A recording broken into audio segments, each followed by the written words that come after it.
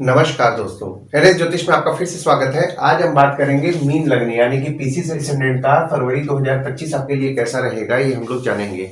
अगर आपने मीन लग्न का जनवरी 2025 का मासिक फलादेश एवं उपाय नहीं देखा है तो ऊपर दिए हुए आई बटन पर क्लिक करें। देखिए, ये वाला जो भाव होता है ना, इस भाव पर लग्न भाव कहते हैं। इस भाव पे अगर 12 नंबर लिखा हुआ है तो ये मीन लग्न वाले जातकों की पत्रिका है।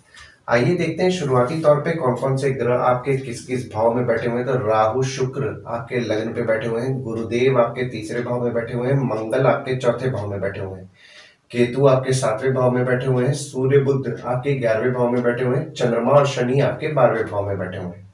देखिए, यहाँ लग्न पे आपके राहु विराजमान है 30 अक्टूबर 2023 से।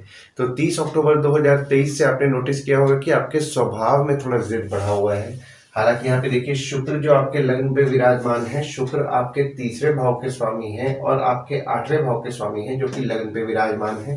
थोड़े बहुत नेगेटिव थॉट्स आपको 28 जनवरी से पूरे फरवरी के महीना आएंगे।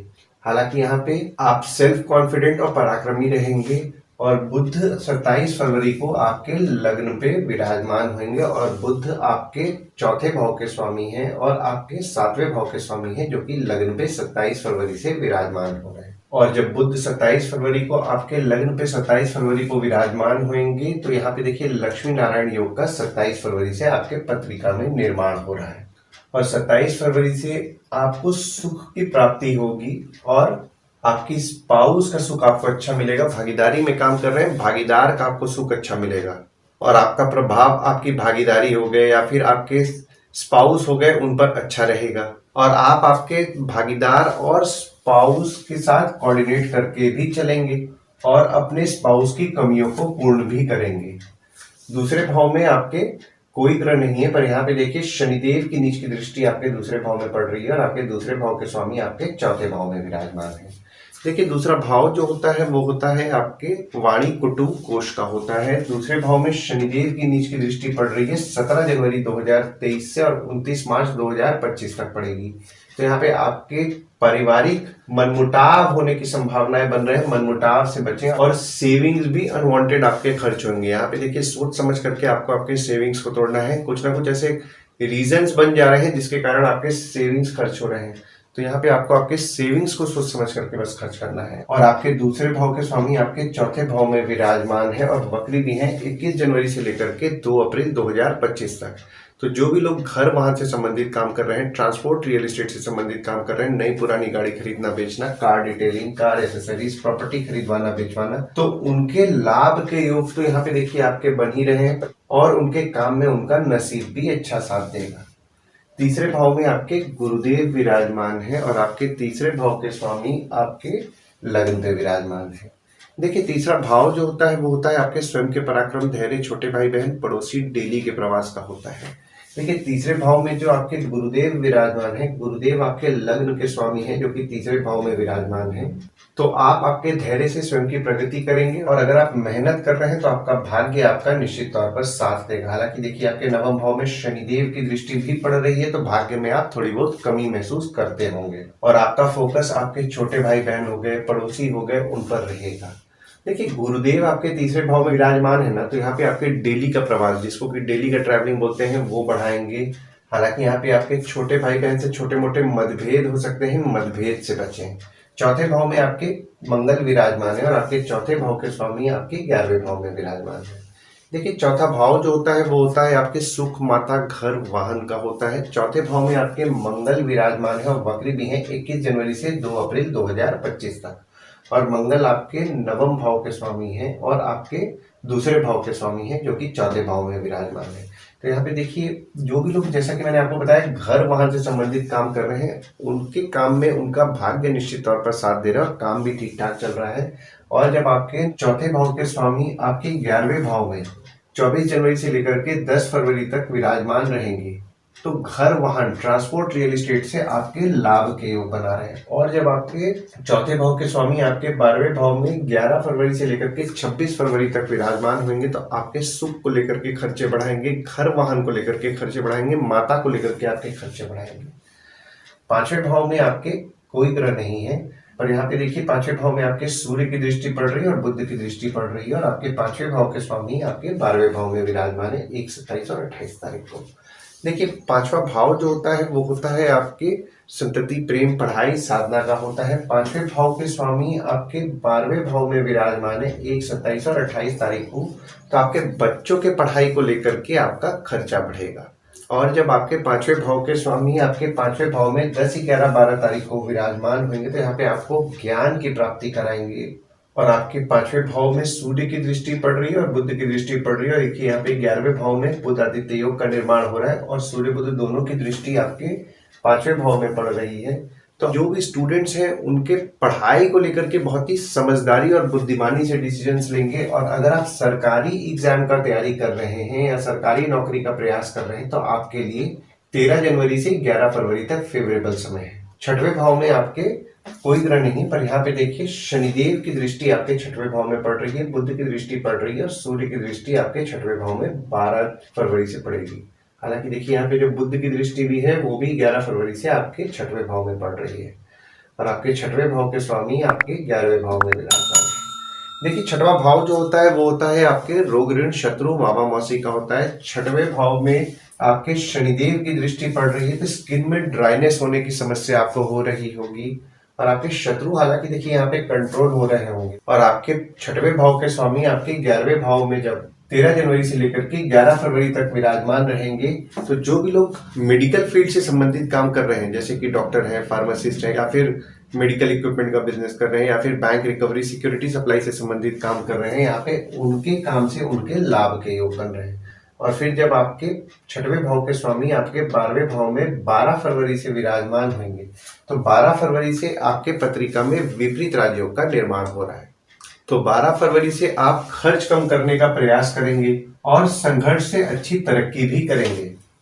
और अगर आपके शत्रु या कॉम्पिटिटर पे कोई पैसा खर्चा हो रहा है ना तो 12 फरवरी से कीजिए, उससे निश्चित तौर पर आपको पॉजिटिव रिजल्ट देखने मिलेगा। और अगर कोई कोर्ट कचहरी का मामला भी आपका चल रहा है तो 12 फरवरी से अगर आप खर्च कर रहे हैं उस चीज पे तो आपको कुछ ना कुछ बेनिफिट ही मिलेगा। 7वें भाव में आपके केतु विराजमान है, गुरुदेव की दृष्टि पड़ रही है और मंगल की दृष्टि पड़ रही है, और आपके 7वें भाव के स्वामी आपके 11वें भाव में विराजमान है। देखिए 7वां भाव जो होता है वो होता है आपके स्पाउस, भागीदार का होता है। 7वें भाव में आपके केतु विराजमान है 30 अक्टूबर 2023 से। तो आपने नोटिस किया होगा कि 30 अक्टूबर 2023 से आपके स्पाउस को प्रेडिक्ट करना थोड़ा मुश्किल जा रहा होगा। वे बोलेंगे कुछ, करेंगे कुछ। हालांकि यहाँ पे देखिए गुरुदेव की दृष्टि आपके 7वें भाव में पड़ रही है तो आपके स्पाउस या भागीदार के साथ आपके संबंध में आपको मजबूती देखने मिला होगा। और मंगल की दृष्टि भी आपके 7वें भाव में पड़ रही है 21 जनवरी से लेकर के 2 अप्रैल तक। तो यहाँ पे देखिए आपके स्पाउस हो गए, भागीदार हो गए, उनके साथ आपके संबंध में मजबूती तो देखने मिलेगा, पर आपके स्पाउस या भागीदार स्वभाव में थोड़ा एग्रेसिव हो सकते हैं, छोटे मोटे विवाद हो सकते हैं, विवाद से बचें। और आपके 4थे भाव के स्वामी आपके 11वें भाव में विराजमान है 24 जनवरी से लेकर के 10 फरवरी तक। तो 24 जनवरी से 10 फरवरी तक आपकी स्पाउस द्वारा आपके लाभ के योग बन रहे हैं, और अगर आपकी स्पाउस वर्किंग है तो उनके लाभ के योग बन रहे हैं। यहाँ पे अगर भागीदारी में आप काम करें तो भागीदार द्वारा आपके लाभ के योग बन रहे हैं। और जब आपके 7वें भाव के स्वामी आपके 12वें भाव में 11 फरवरी से लेकर के 26 फरवरी तक विराजमान रहेंगे तो आपके स्पाउस को लेकर के आपके खर्चे बढ़ेंगे। भागीदारी में काम कर रहे हैं, भागीदार को लेकर के खर्चे बढ़ेंगे। अगर आपकी स्पाउस विदेश जाने का प्रयास कर रही है तो 11 फरवरी से 26 फरवरी तक आपके लिए फेवरेबल समय बन रहा है। 8वें भाव में आपके कोई ग्रह नहीं है, ना ही किसी ग्रह की दृष्टि पड़ रही है, और आपके 8वें भाव के स्वामी आपके लग्न पे विराजमान है। देखिए 8वां भाव जो होता है वो होता है आपके आयु, जीवन, मृत्यु, अचानक धन लाभ, ससुराल का होता है। 8वें भाव के स्वामी आपके लग्न पे विराजमान है तो देखिए यहाँ पे थोड़े बहुत नेगेटिव थॉट्स आपके आएंगे। नेगेटिव थॉट्स को कंट्रोल करना है, मेडिटेशन रेगुलर बेसिस पे करना है। और 9वें भाव में आपके गुरुदेव की दृष्टि पड़ रही है और शनिदेव की दृष्टि पड़ रही है, और आपके 9वें भाव के स्वामी आपके 4थे भाव में विराजमान होकर केंद्र त्रिकोण राजयोग का निर्माण किए हुए हैं 21 जनवरी से लेकर के 2 अप्रैल तक। देखिए 9वां भाव जो होता है वो होता है आपके भाग्य, धर्म, जीजा, साली, साला, छोटे भाई के स्पाउस का होता है। तो 9वें भाव में आपके गुरुदेव और शनिदेव दोनों की दृष्टि पड़ रही है तो भाग्य को लेकर के आपको मिला जुला फल मिल रहा होगा। आपके जीजा, साली, साला, छोटे भाई के स्पाउस हो गए, उनके साथ आपके संबंध में आपको मिला जुला फल मिल रहा होगा। और जो भी लोग घर वाहन लेने का सोच रहे हैं उनका भाग्य 21 जनवरी से लेकर के 2 अप्रैल 2025 तक अच्छा साथ देगा। दशम भाव में आपके कोई ग्रह नहीं है, पर यहाँ पे देखिए मंगल की दृष्टि आपके दशम भाव में पड़ रही है और आपके दशम भाव के स्वामी आपके तीसरे भाव में विराजमान है। देखिए दशम भाव जो होता है वो होता है आपके बॉस, पिता, काम, ऑफिस का होता है। दशम भाव में आपके मंगल की दृष्टि पड़ रही है तो आपके बॉस और पिता को क्रोध ज्यादा आएगा, विवाद होने की संभावनाएं बन रही हैं, विवाद से बचें। ऑफिस का माहौल थोड़ा बहुत गर्म रहेगा 21 जनवरी से लेकर के 2 अप्रैल तक। तो आपको किसी भी किस्म के विवाद से बचना है। और आपके दशम भाव के स्वामी आपके तीसरे भाव में विराजमान है। तो यहाँ पे देखिए 1 मई 2024 से 14 मई 2025 तक आपके दशम भाव के स्वामी आपके तीसरे भाव में विराजमान है। तो आपके बॉस हो गए, पिता हो गए या फिर आपके काम से आपको हिम्मत मिलेगी। बस आपको किसी भी किस्म के विवाद से बचना है। और अगर आपके काम के लिए आपको कोई भाग दौड़ करने मिल रहा है तो भाग दौड़ कीजिए, क्योंकि भाग दौड़ आपके लिए निश्चित तौर पर लाभदायक रहने वाला है। 11वें भाव में आपके सूर्य विराजमान है और बुध विराजमान है। गुरुदेव की दृष्टि पड़ रही है और मंगल की दृष्टि पड़ रही है। और आपके 11वें भाव के स्वामी आपके 12वें भाव में विराजमान है। देखिए 11वां भाव जो होता है वो होता है आपके आय, यानी कि इनकम, दोस्त, पहचान के लोग, कम्युनिकेशन, बड़े भाई बहन का होता है। तो 11वें भाव में आपके सूर्य विराजमान है। तो अगर आप सरकारी पैसा कोई कहीं से अगर आप एक्सपेक्ट कर रहे हैं तो 13 जनवरी से 11 फरवरी तक आपके लिए फेवरेबल समय बन रहा है। और गुरुदेव की दृष्टि भी आपके 11वें भाव में पड़ रही है। तो यहाँ पे देखिए आपके 11वें भाव में जो गुरुदेव की दृष्टि पड़ रही है तो निश्चित तौर पर आपके लाभ के योग बन रहे हैं। और बुध भी आपके 11वें भाव में विराजमान है। तो आप समझदारी, बुद्धिमानी से देखिए चीजों को आप हैंडल करेंगे।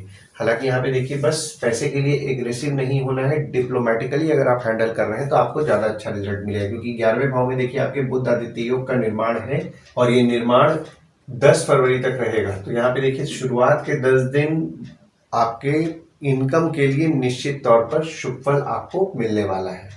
और आपके 11वें भाव के स्वामी आपके 12वें भाव में विराजमान है। तो यहाँ पे देखिए आपके इनकम तो हो रहा है, पर जैसा इनकम आपका हो रहा है वैसा ही कुछ ना कुछ खर्चे निकल रहे हैं, जिसके कारण आपके खर्चे हो जा रहे हैं।